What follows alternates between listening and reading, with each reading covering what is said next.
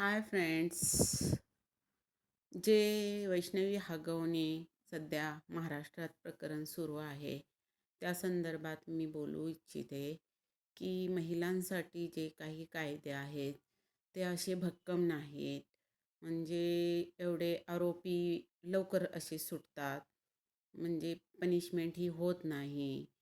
तर आमच्या गव्हर्मेंटला लेडीजसाठी असे भक्कम कायदे आणले पाहिजे ज्यार्थी आरोपींना शिक्षा झाली प्रेम पाहिजे. विवाह असून दे नाहीतर मग अरेंज मॅरेज असून दे.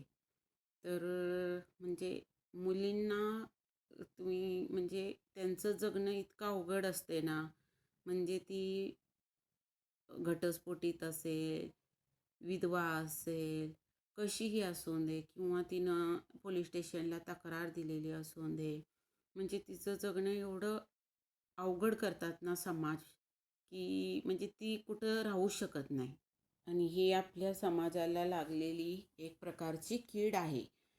म्हणजे मुलींना समाज ही जगणं इतकं अवघड करून ठेवते ना, की कुठल्याही पद्धतीनं ती आपलं आयुष्य व्यवस्थित जगू शकत नाही. तर हे सगळे आता 21वं शतक सुरू आहे आणि हे सगळं बदललं पाहिजे.